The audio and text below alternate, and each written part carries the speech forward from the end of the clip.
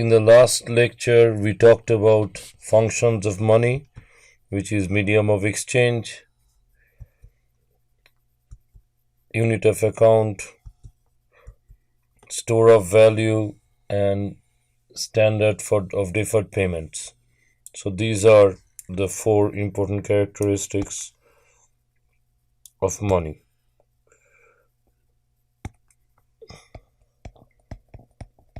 Standard of deferred payments.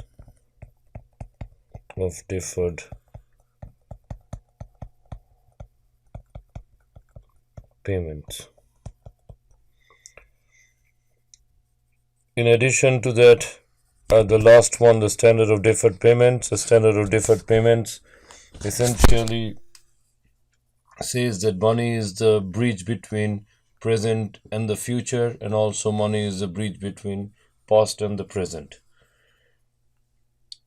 In addition to that, we also looked at some of the functions of money, such as the medium of exchange, unit of account, and store of value. The other thing that we ought to keep in mind, they allows for the process of savings. In addition to functions of money, there are also certain characteristics of money. One of them is liquidity, which is what we call par excellence liquid.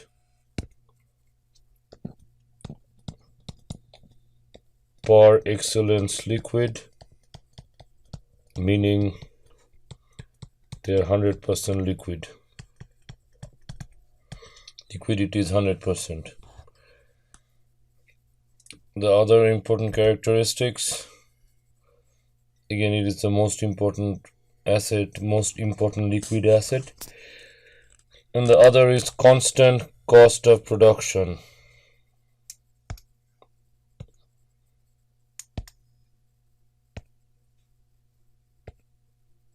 Constant cost of production. Constant cost of production. So it is almost impossible to find any other asset where you can double, triple, quadruple, 100 times, 1,000 times without incurring additional cost or very minimal increase in additional cost. And also divisibility. General acceptance, divisibility, liquidity, constant cost of production.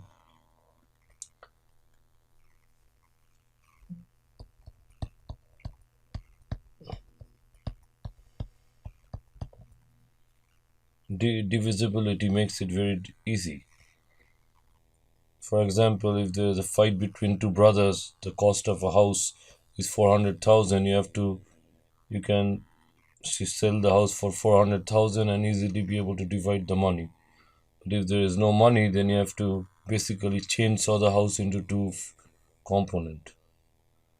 So divisibility definitely helps. So the next thing we're going to talk about are supply definition, the money supply. Money supply comprises of M1 is the narrowest definition of money supply. Again, let me say it's the narrowest definition.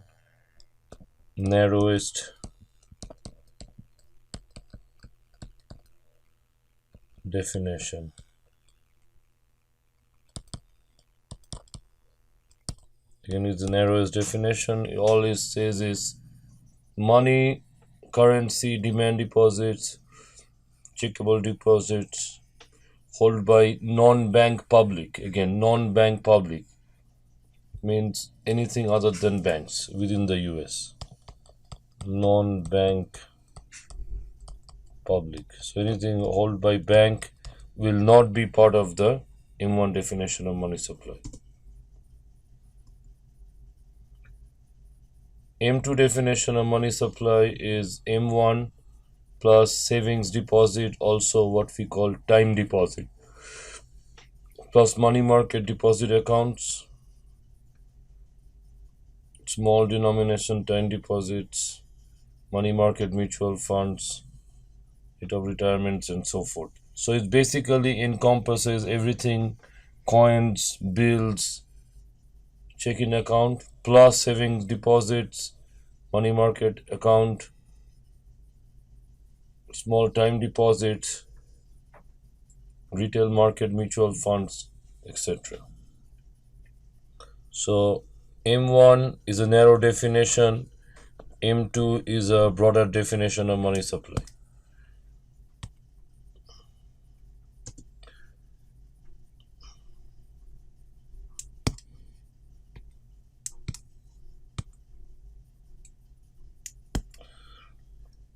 Again, M1, M2 is a much broader definition of money supply.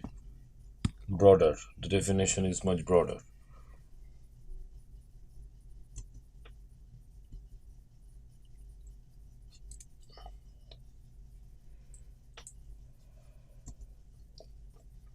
So in terms of M1, currency represents roughly half of M1 and the half of them is checking account. And believe it or not, there are people, a quarter of the people in the US do not have any accounts in banks. They don't bank. They are individuals that do not trust the banking system. So M1 is roughly equal to 2.5 trillion as we speak. Is the most liquid part of the money supply.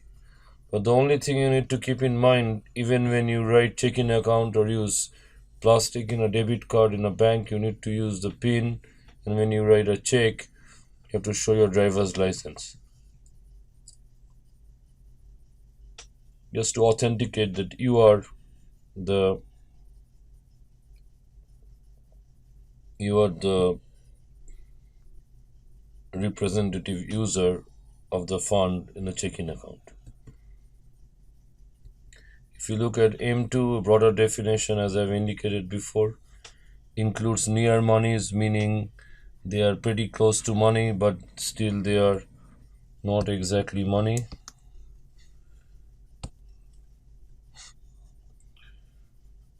Cannot near money, for example, savings account with interest rates, CDs, it cannot be drawn instantaneously, and you have to pay a penalty if you want to draw prior to maturity. So you need to keep those things in mind.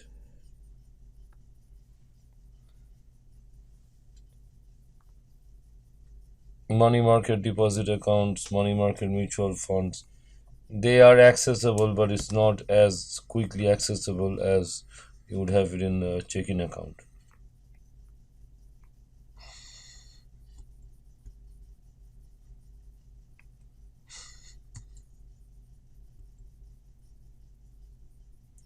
So let's look at money: anything that is accepted for goods and services, medium of exchange, function of money, unit of account, store of value, and finally standard of deferred payments, liquidity, then constant cost, divisibility. These are some of the important characteristics of money. M1 is currency plus demand deposits, currency and coins, demand deposits plus other checkable deposits. M2 is M1 plus savings deposit plus savings, and the savings like deposit. So in a sense,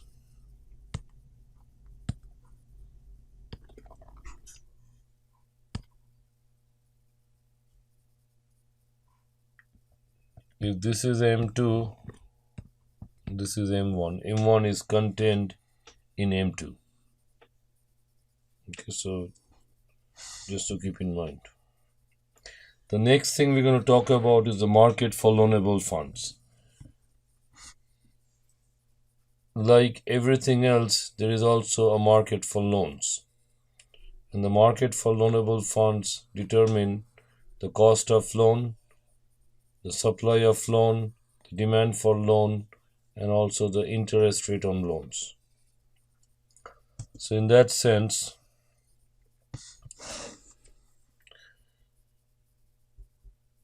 So basically, the market of financial intermediation, what it does is, uh, so we have discard. So if we have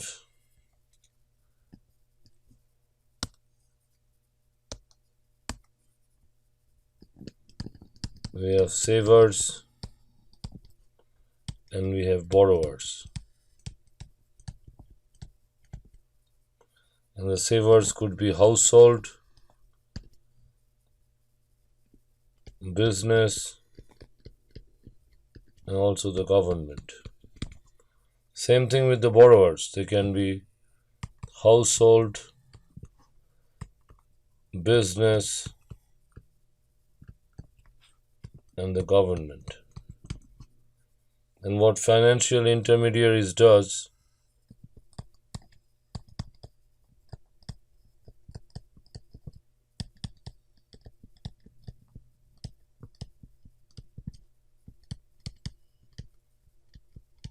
if you look at all the different financial intermediaries, like, if you look at insurance company, what do you think insurance company does with all the premiums that you write?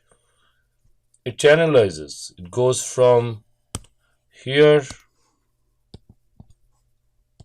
to here. What happens when you deposit money in a bank, which is pretty straightforward? What happens with your 401k?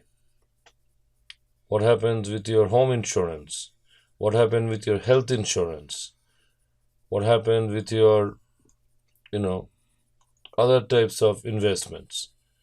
Anytime there is a financial transaction, majority of the cases is going to get channelized from the savers to the borrowers in the form of financial intermediaries. So banks, commercial banks, investment banks, credit unions, life insurance companies, auto insurance companies, health insurance, you name it, private investments, publicly traded companies, privately held companies, all the different, small, big, doesn't matter. This is the basic role. You savers go to financial intermediaries, and then the borrowers receive the money from. So these are the borrowers, these are the savers, and these are financial intermediaries. And that's how the transaction takes place.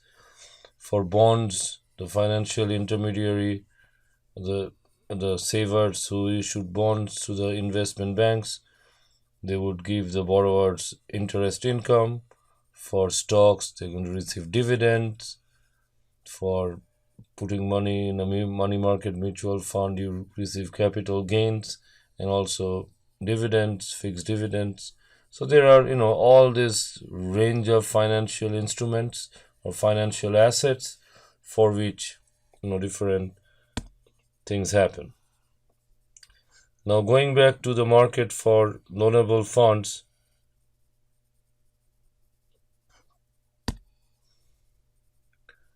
this is what is going to happen, market for loanable funds. Okay, so here we have interest rates, quantity of loan, demand for loan. When the rates are high, the demand for loan is lower. When rates are low, the demand for loan is higher. So when the rates are high, demand for loan is Q0. When the rates are low, demand for loan is pretty high. Similarly, the issuer of loans, they have a different idea. When the rates are high, they want to issue more. When rates are low, they want to issue less. When the rates are high, they would like to issue more, and then when the rates are low, they would like to issue less. So that's the right. I guess I said the right thing first time around.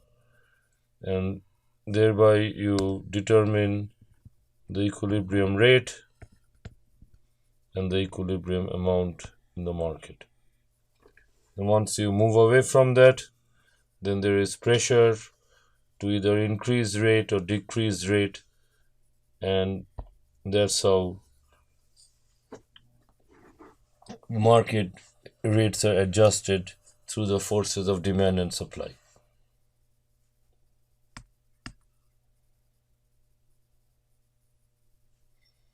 Again, the demand for loanable funds come from people who want to purchase goods and services, taking out a home mortgage, starting a business, so forth.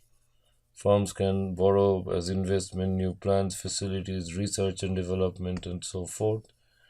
Even the government borrows money to maintain, maintain government expenses and have the economy moving forward. But why do you receive a premium? I think this is a very important statement right here.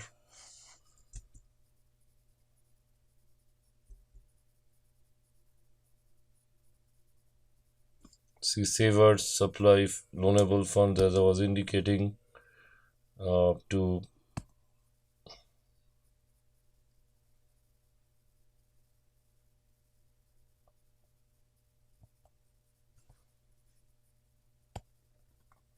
loanable funds to banks or other financial intermediaries to spend more in the future. Okay. Now, what is savings? Savings is sacrificing present consumption. So the way I look at savings,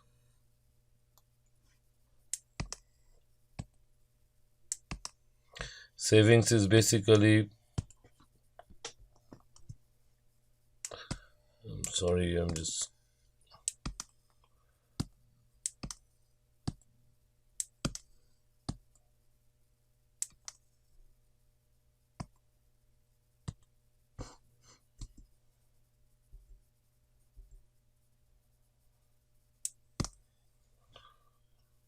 previous.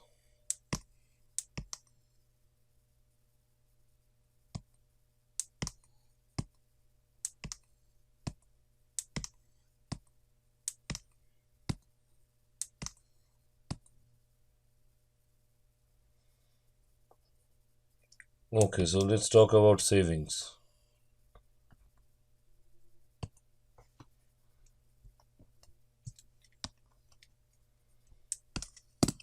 Again, savings is nothing but sacrificing present consumption, as I've indicated before. Savings is sacrifice present consumption for which you receive a compensation of some kind.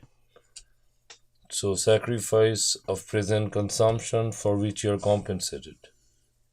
That's nothing but savings. Okay. Supply of loanable funds or savings translates into supply of loanable funds.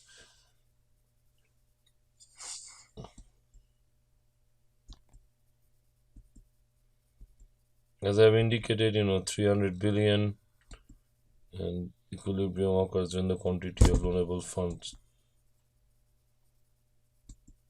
So what are some of the things that would shift the supply of loanable funds? Economic outlook looks good, supply would shift to the right. If the incentive for savings go up, supply would shift to the right. Income or asset prices go down, income goes up, or asset prices are inflated, supply would shift to the right. Government deficits go up, supply would shift to the left.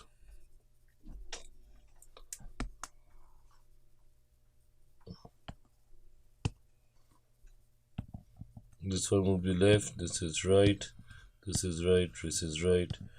Outlook is better, incentive to save is higher, income or asset prices grow.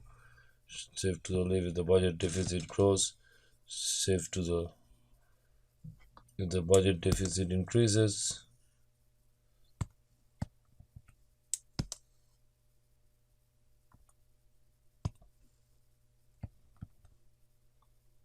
shift to the left. Okay, so these are some of the things.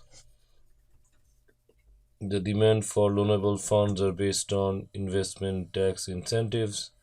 If they receive tax incentives in terms of investment, it's going to shift to the right. Technological changes, shift to the right. Regulations, shift to the left. Product demand, shift to the right. Business expectations, better business environment, shift to the right. More regulations and bad business prospects, shift to the left. Again, households supply loanable funds, firms demand loanable funds, interaction determines the equilibrium price and quantity. So, and this is the next thing we're going to talk about is the financial system, financial intermediaries. One of the things that you have to keep in mind, every time you click on a payment, every time you use your debit card for a purchase, all those transactions are recorded. So the more plastics and items which are similar, credit cards, plastics, etc., you use, the more cherished or checkered would be your credit history, because they have compiled all those information. And so you need, in order to have a good credit score or a good FICO score, what you need to do is you be on top of making payments on a timely manner. Don't overdraft on your checking account. Make the payments on time. So these are some of the things that they look forward for your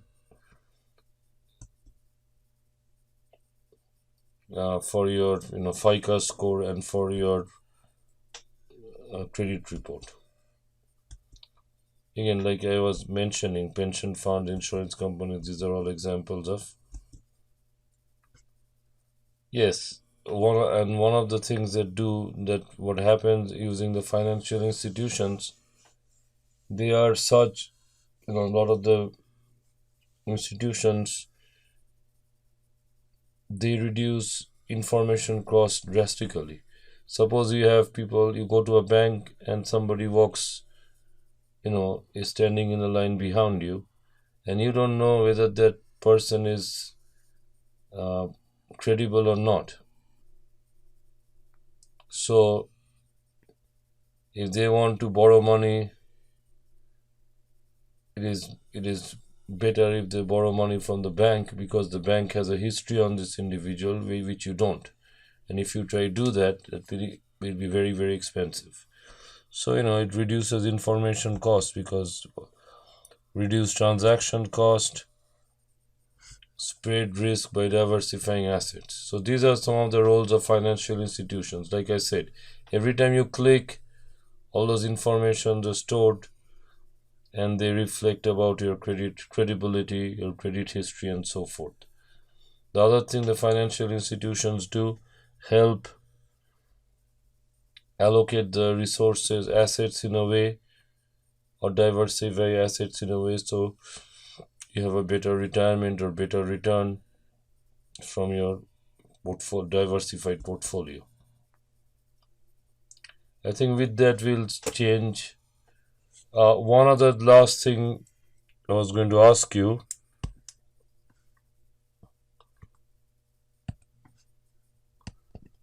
is credit card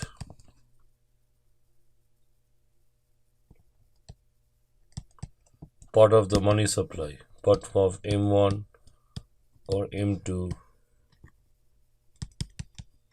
definition of money. Something to think about. With that, we would close this lecture. Thank you.